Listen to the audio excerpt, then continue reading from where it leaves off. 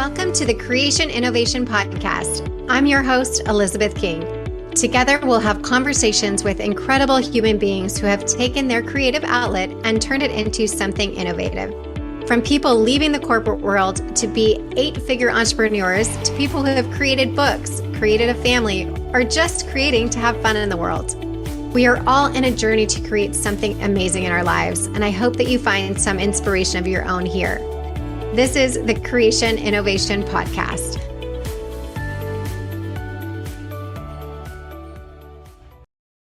Hey everyone, welcome back to Creation Innovation. Today we are talking with Abigail White. She is a medical intuitive, and I love this topic so much because most of the time, most of you know how in tune I am with that and how important I believe it is in not only our healing physically, but also our healing emotionally and spiritually, and how amazing it can be when you're on a quest and you feel like you've tried everything else and to get some additional insight. So, welcome, Abigail. Thanks for being here. Thank you for having me. I'm so excited. And before we started recording, I remembered that I had actually had my own session with Abigail, I think sometime even within this year. And I honestly, neither of us could have remembered what we were talking about, but it's good to see you again. And thanks for being here on the podcast today.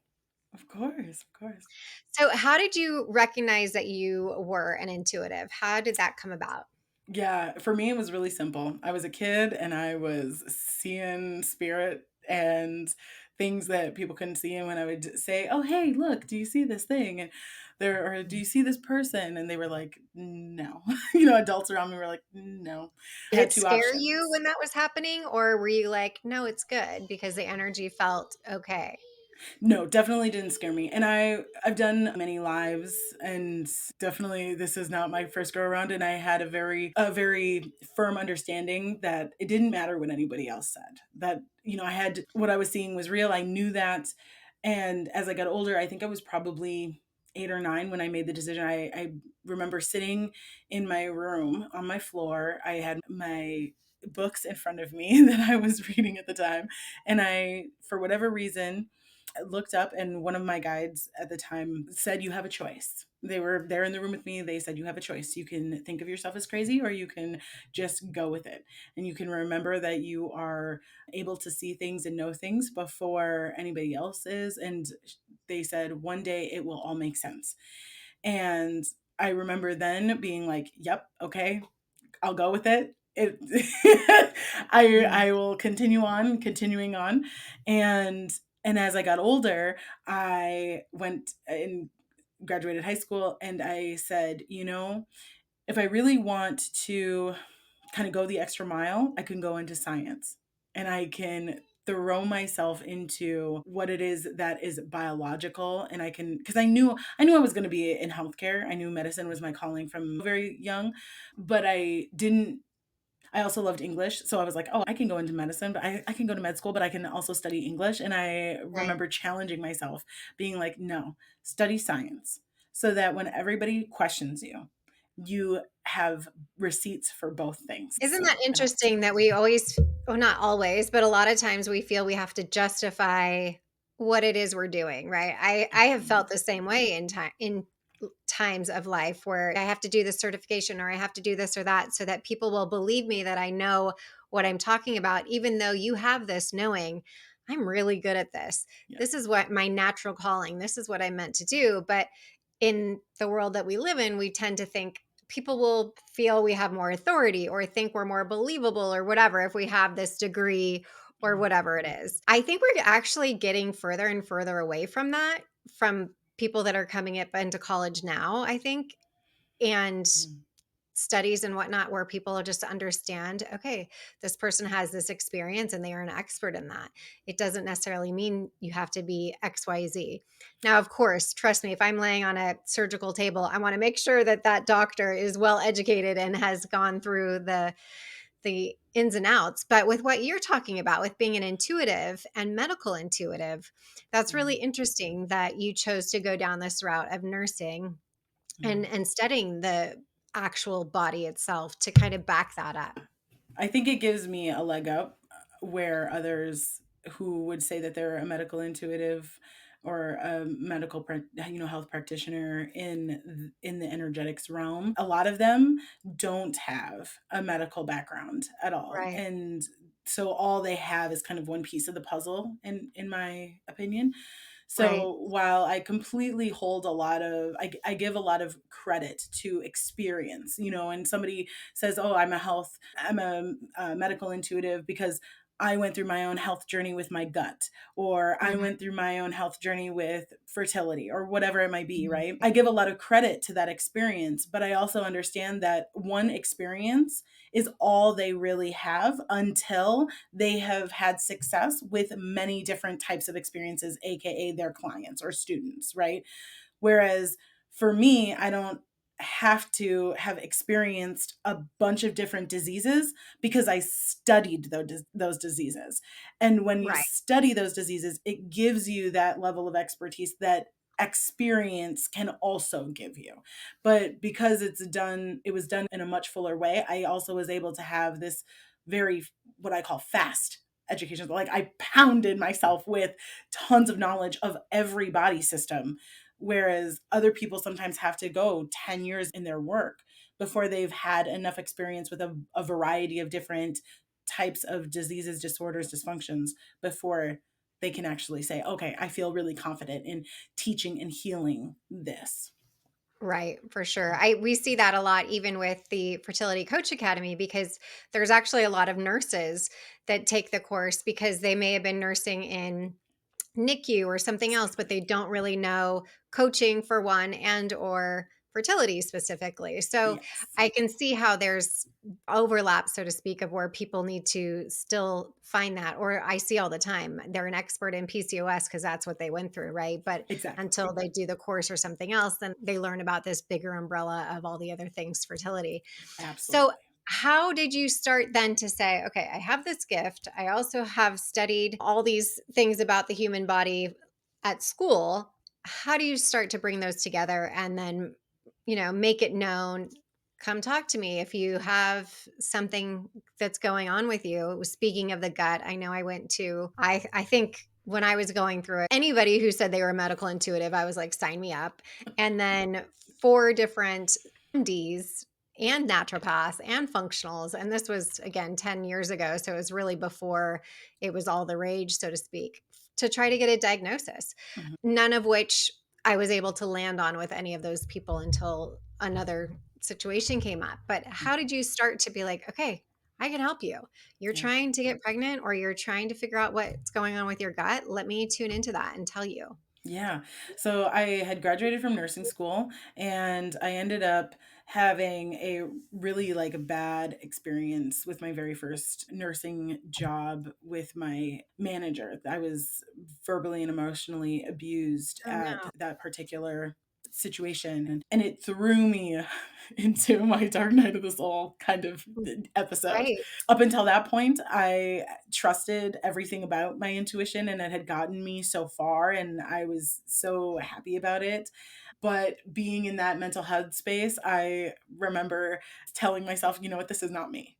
This is not me, and this is not acceptable. I didn't come here for this. And I immediately went home and Googled like therapists near me and went to like the first one. And I know that a lot of people will hear that story and they'll be like, there must be so many different avenues around like how I was able to just like call a place. Like literally I chose the closest one because I was like, I don't want there to be excuses for me. I was like, I am in a headspace that I am not okay with. That is not there. The only other option is not acceptable to me. Right.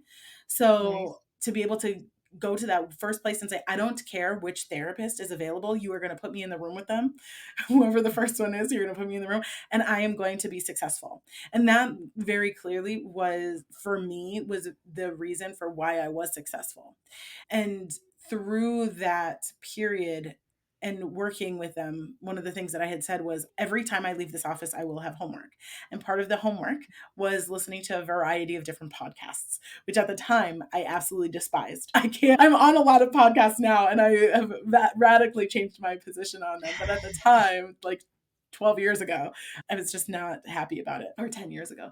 But as I was listening, I ended up running across one where there was an intuitive on. And I remember emailing them and saying, "So I know that you're an expert in dating. I don't really care about that. But this whole intuitive thing that you speak about, I want to know more." Because I had a feeling that there was something about me that was that I just never had the language for it. And that was the whole thing about my growing up. I knew I could see spirit and I could do whatever. I wouldn't have never called myself a psychic, a medium. I never would have Right. called myself an intuitive. I just didn't have that language. But as Right. soon as I heard her, I was like, she has language that if she can teach me this language, the rest of my world will make sense. That's And awesome. so that was what led me into that. And as soon as I graduated from her certification program, I just said, okay, this is the other half of my soul. Let me create a business. I opened up a business and I designed a website and started putting out content and just said, if you've got problems. Awesome. That actually reminds me so much of my story. In 2008, I met a woman who was a life coach, and at that time, that really wasn't a thing. And I was like, "Oh," and she was telling me about it. I'm like, "Oh my gosh, that's what I meant to be doing." And same exact thing. Got certified, went and did it, and here we are now, I don't know, 15 plus years later, and everybody's a life coach. But at the time, they're like, "Oh yeah, you're probably from California, eat sushi, and you're a life coach." I'm like, "Yeah." And here we are, and I'm glad that we have crossed paths because I do think that this is such an important avenue for people that are struggling with health. Because I will just use myself as an example through fertility and or gut issues where there's so much ambiguous situations around both of them, right? It's not like, oh, your bone is broken. It's very clear in this x-ray. It either is or it isn't, right? In other things, you're doing the diet, you're eliminating things, you're adding things, you're trying everything you can, and it's still not working. Mhm. And you feel like, okay, I'm doing what I'm supposed to, and it's still not there. That's where I feel like this whole intuitive side, and I will try to keep it pretty high level and not dive too deep on all things woo here, but I feel like there's so many answers for us if we can only tap into that. And oftentimes when we're in that dark place of not being well or trying to achieve a health goal like fertility or something else, we tend to lose our own intuitiveness in the noise of our own brain of trying so hard to figure it out. At least again, I'm speaking for myself. So having somebody to facilitate that for us and help us to point us in those directions of like, hey, it could be this or that. Have you tried this? Or this is coming up or whatever. To me is in a lot of instances very life changing. So can you tell us some situations of clients that you've had that have come to you with similar types of situations that have been able to figure out, oh, I need to look into X or Y, and then that happens to unlock the key for whatever it is that they're trying to do?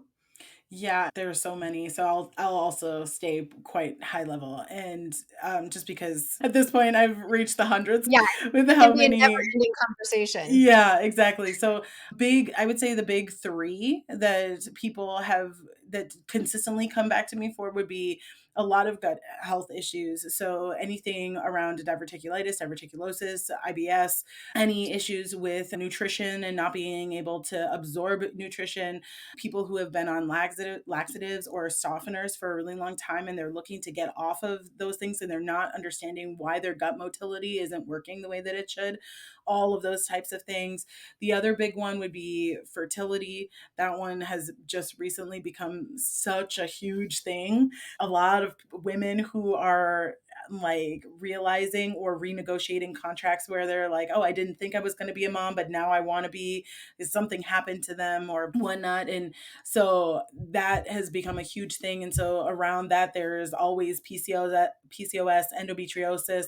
There's always inflammation within the reproductive lining. There's also for a lot, there's been a lot more where I have been directed to tell people, you know what, this isn't actually anything that you're doing, that you're doing all the right things to be just like a conscious vessel for a soul to come in. So it's really not you in terms of like the physical. So then it's a helping them to bridge that there's an energetic piece to it. So getting into alignment energetically in understanding what traumas do you have associated with that? Usually there's some form of sexual trauma or some really high level adrenal stuff that is going on with stress that they have to kick. And then there's also, of course, where it's not even the woman's fault at all. A person who has had many, many miscarriages, for example, 9 times out of 10, it's not them, it's their partner. Miscarriages happen more because of quality of sperm than it is from egg quality or like women quality. Right. So getting them to say, okay, I need to understand your partnership. Let's make sure that everything is okay there. Because a Right. lot of women who are on that journey believe that it's just them and that there's something deficient in them. And yes, there are things that women have to work on, and they're a big part of the growing of a baby process. However, they're not the only piece. And sometimes we as a society forget that. And then the third one that is like the largest population that comes through with me would be like nervous system issues. So fibromyalgia, what else? Numbness and tingling, that it comes from like spinal issues and like pinched nerves, herniated discs, things like that. And I I link bone, like musculoskeletal stuff with that part of the nervous system as well. So a lot of people who have foundational stuff, like root chakra stuff, health, wealth, home. So Right. those would So, be like the big three. okay, let's take the last, for example, Mhm. nervous system type stuff or back issues. What comes up? So is it like a scan of that person's body that happens for you, or how does it work? Like what happens when somebody if you I think you do Zoom calls, I or do. how do you see it? Do you hear it? How does it All of work for it. you? All of it. Okay. So at this point, I'm fully functioning with all of my clairs and have Okay. been since I was pretty young. And as I've gotten more into specifically reading energy, it all just comes together in one big flow. So for Okay. me, I somebody comes in, books with me, they tell me the topic. I really don't ask for full stories. People certainly can if they want to, but I'm one of those intuitives that says the less I know, the better. Because for me, I want to know what the guides think is actually important for a person to know. And I want to be able to see what is actually going on in your body, not what a Mhm. person thinks that they're going through, and not what their doctors have told them to assume is what's wrong with them. So Mhm. usually a person comes to me after they've been through the medical system kind of 3, 4 times and nothing's working, or they don't understand what the doctors are saying. And so they come to me so that I can translate it all for them. And so I'll go in and once I get the topic, I go in and I either pull up their energy, and I can look at their energy from two different ways. I can look at it from the chakras, or I can just pull up their energy as a whole and just kind of see where are things slow, where are things fast, where is stuff too small, too dim, too large, all that sort of thing.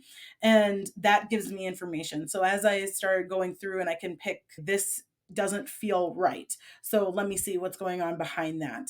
This chakra is like flashing at me. Why? And then I have to go in and I can pull information from that. The other way that I can look at it is looking at each individual system. So I have a very good mental 3D image of what each system should look like.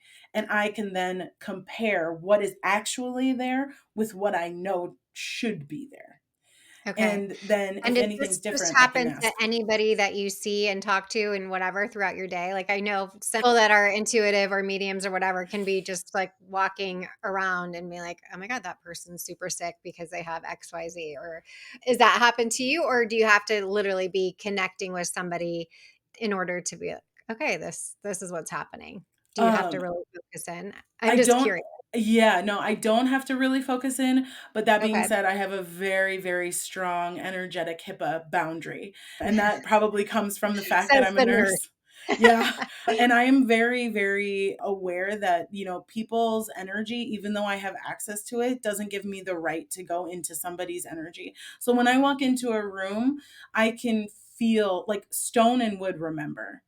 And so when Mhm. I walk into a room, I know if there's been an argument in there. I know if just because of the amount of people in a room, I know if somebody is really sick, but I don't know who specifically unless by chance somebody like comes up and is like shaking my hand, then usually I can kind of get something of like, oh, this person's got something going on, until I then really tap in because I've been given permission from them.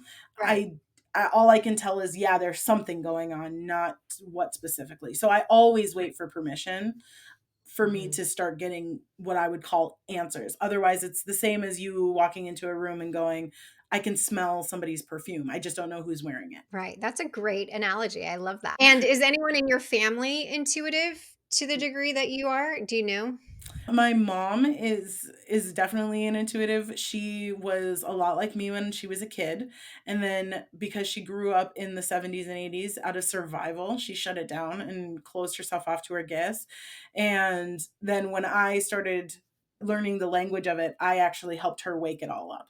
So Oh, now wow. she's actually quite a talented aura reader. She's also Mhm. a great manifest. She can pretty much Nice. say something and it'll happen. So that's been really helpful. The rest of my family, I would say, are intuitive in the same way that everyone else in the world is an intuitive. They Right. if they really pay attention to their gut instincts, which is just what I would call a layman's term for when I say an intuitive, right? They have those same instincts that I have. I just am better at like turning it on, turning it off kind of a deal. Right. The way that I kind of always visualize it is the old radios that you'd have to literally like turn the knob to tune into it, and in between it would be fuzzy, but then once you got there, you could hear the station. That's Yeah. how I feel like most people are intuitive. They just are in those in between stations. But if they can just tweak it a little bit and figure out how to connect with your own station, then it becomes really clear. And so part of that is just figuring out for yourself how you tune into that. Because again, I think a lot of what I have seen for myself and clients that come to me is when they're in the thick of something, that static noise of the in between stations gets louder. And so it gets harder Mhm. to find your clear station. And so when you're working with somebody to find that clarity is really, really helpful. But we all have the ability to do that. And I think part of how it came about that you and I connected for this podcast today is around spirit babies, and how similar to you were saying, I can get messages from spirit babies, but it's mainly and generally when I'm speaking to somebody directly, right? So every Mhm. so often I'll get this collective information where the way that I see it or feel it is like a stadium full of little baby souls that are wanting to connect with their mamas. And then when I'm talking to somebody directly, it comes really clear, always kind of over my right shoulder, where Mm. somebody's gives messages about what's going on with their parent and or excited that I'm talking to their parent Yeah. or something of that nature. Yeah. And it's really fun because the more that I've tuned into it, the more it just opens up this channel that, like you said, everybody has the ability to do that, which is really very cool. So wanted to parlay that into a question for you in regards to spirits and connecting with them, because I know you mentioned your spirit guides. I'm not able to say, "Oh, I'm talking to Abigail and I can connect with her, aunt or like medium Yeah. channel, whoever," right? That's not my thing. For some reason, this gift of the babies specifically comes to me.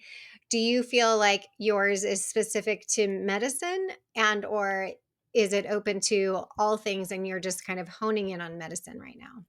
It's open to all things. Yeah, I've had a lot Okay. of other I would say there's the what we've been talking about so far as far as who comes to me, those would be like my reclaimers. I kind of have three what I call avatars for the people who come through. And the reclaimers are the Mhm. ones that like there's something going on with my body and I just really want to fix it. And whether that's, they're on a journey of health or something like that, or trying to get pregnant in the case of like spirit babies, they're usually my reclaimers.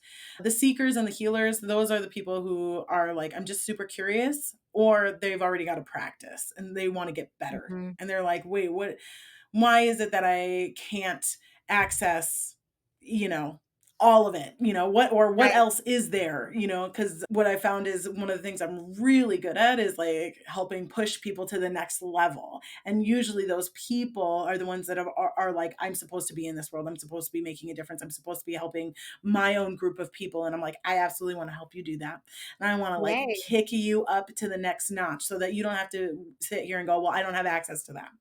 So yeah, I have access to it all. That's It's amazing. just the people who come to me kind of determine like what it is that they're getting from me is the thing. So, if somebody says, I'd be really interested to hear from my spirit babies, then I can be like, yeah, sure, of course. What do you want to what do you want to know? Or yeah, here they are and this is what they're telling me, or this is what they want you to know.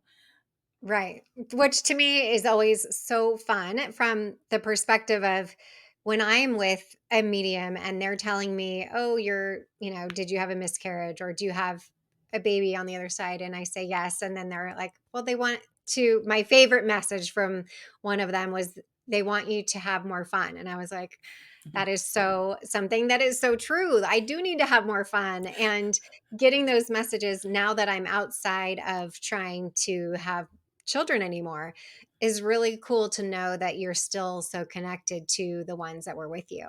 And that's one of the things that was so healing for me on my own journey was recognizing that you're always that mama to that spirit, whether they've come in on this plane or not, and or could potentially be coming again, but they're still connected with you on a spirit soul level, and you can still have that type of relationship with them. It just is going to look different than what you thought it was going to be when you initially got that positive pregnancy test. So if you are in that moment of feeling, because you've had a loss of any sort, I would say, reach out to somebody like Abigail to help heal your physical body, your emotional body, all of those things to help move forward, because I know again it is a missing link, I feel like, in a lot of the story of what we try to tell ourselves, and it really is such a huge part once we recognize this bigger picture of the other side of the world that we live in, was, for lack of better term, I guess, that there's so much more than what we see.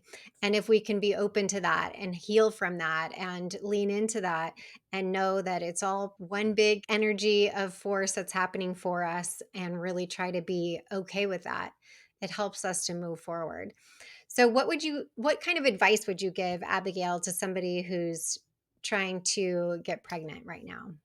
Number one, make sure that all of the physical things are locked down. And I Right. know that this is something that your listeners are probably well versed in, making sure things like food intolerances and that your stress level and your adrenals and your hormones and all that stuff is Right. unlocked. I mean, at the end of the day, we're spiritual beings, yes, but we're in physical bodies. And if your physical body is out of whack in some way, it truly will hinder you. But I say to deal with that first because that truly is the easiest thing to deal with. Our physical bodies is actually the easiest thing to have to deal with. And I know that hearing that might trigger some people. So I just want to give space for that. I do want people to understand that I'm not just saying that to make people feel bad, but when you've been in this work for as long as I have been, what you've come to realize is it's really easy for us to develop the discipline to go and choose really healthy at the store, right? To pick vegetables and fruits that are fresh and healthy for you instead of picking chips off the shelf, right? That's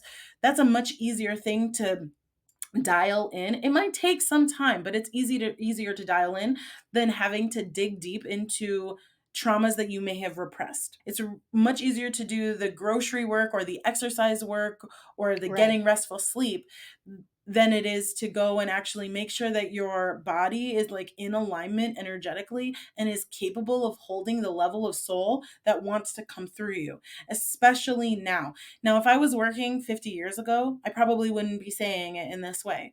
But I have to be honest that things have changed. And the level of soul that is asking to come through right now, number one, they are souls that have been through it already. They're not going to They're more. choose. Yeah, they're not going to choose there's not as many souls out there that need an unaligned, unhealthy mother. So the ones Right. that are asking to come through are truly looking for this very advanced being to and beings. That's the other thing, like a parent that is going to really push them energetically and in this way of creating new pathways in the world. And so because of And that, I have gotten that same exact type of download as well, so I can validate that from my perspective too. They're wanting to come to parents that are already having fun. They've already learned the lessons and they don't want to be coming to teach them that the lessons that they need to learn instead. Absolutely. So Mhm. it's once you've got all of the physical, then you should be able to set that aside and really focus in on what traumas do I have? What do I need to get how do I need to get my boundaries unlocked? How do I get myself to have more fun? Like you said, how do I get myself to really address what type of a parent do I want to be at every stage of that parenting journey? There are a lot of parents that jump ahead way too far, and the soul is like, hold on, I'm not going to be 10 for 10 years, so I really need you to understand, are you the type of parent who is going to get really sick and tired of having to get up every 2 hours to feed me? Be honest, for the first 3 years of their life, it's not taking them to soccer practice, it's not taking them to ballet, it's not watching recitals, right? It's not being able to take them to Disneyland or Disney World. It's a lot harder than Well, doing all of 7 that. year I'm 7 years in, and I still have not had a good night's sleep in 7 years. My youngest is 4.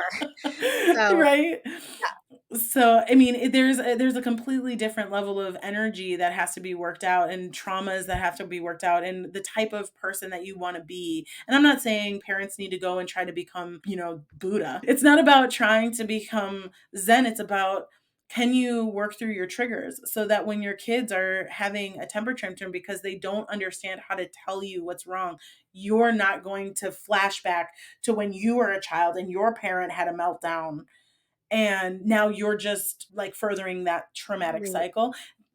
Can you work through that stuff and be in a place where you're like, okay, I understand you're having a hard time. Like, I can sit here and wait until you're okay and we can have a, 2-year-old to 30, 40-year-old conversation. We can do this. You know what I mean? Like, to be Right. able to get to that place and to know you don't have to be sitting in this space of angst, fear, doubt, lack of confidence, all of that stuff and more.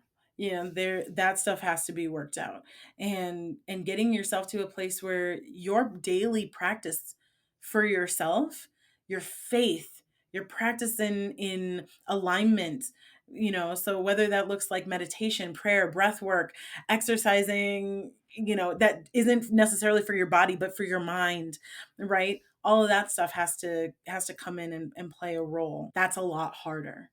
Getting I your mental and emotional in order is a lot harder to do, but that has to come as well. A lot harder, but possible, and I think Absolutely. the amount of people too that I have seen that once they work through that side of things, then everything else falls in line, and I could tell you 9 times out of 10, oh, that person's really gonna struggle to continue to get pregnant unless they deal with these traumas from their childhood, because it's almost like that soul protecting itself from going into a neighborhood that's not safe, Yes. right? And so we want to make sure that your body, aka your neighborhood, is safe for these little spirits to come into. So Yes. and I also love how you say what I call is the lay of the land. So get to your doctor's appointments, look at the lay of the land with what's going on with your body. If you're trying to get pregnant, see a fertility doctor who actually knows what, that is their specialty is reproductive systems. And just say, okay, is this all working? Great. Okay, I can move on to the next thing to deal with. But until you really know all the physical aspects, get a green light, then you can say, okay, now it's time to dig in and really do different type of work. So, Yes. And sometimes well, it's super simple too. Like a client that was like adjacent, I was a consult that I did. She had been doing all the right stuff physically and she was really confused and really upset about why it was that she hadn't gotten pregnant. And she ended up booking with me. I told her she needed to do breath work every single day until she got pregnant. She went back to her fertility coach and they had a conversation, and the fertility coach knew that she had been working with me, that she had that thing, and I had told her to do the breath work, and she's like, well, have you been doing it? She's like, well, not every day.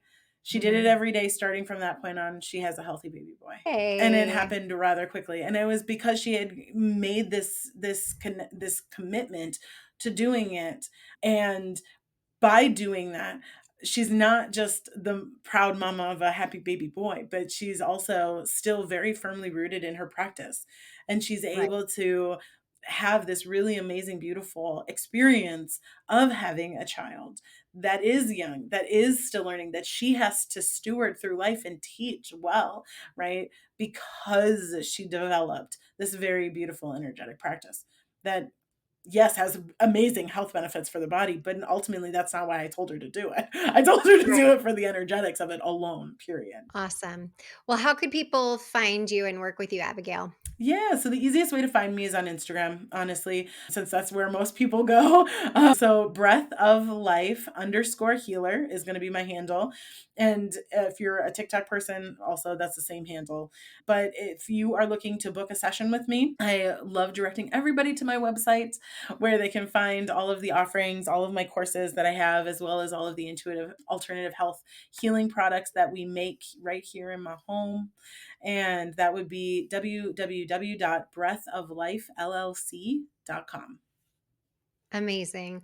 Well, thank you again for your time today. It was so fun to chat with you again, and I can't wait for our paths to cross again. Yes, thank you so much. It's been a pleasure. Thank you so much for listening to this episode of the Creation Innovation Podcast. Make sure to follow us on Spotify for free episodes and subscribe to the Creation Innovation Podcast on Apple, Spotify, or wherever you choose to get your podcast. Don't forget to rate and review the podcast wherever you're listening for a chance to receive a special gift. Yes, we actually do send out gifts. It's my favorite thing to do. So visit us at elizabethking.com/creation innovation for more information on how to enter. Every review counts, and we are so grateful. You can follow me at the official Elizabeth King on Instagram or TikTok. Until next time.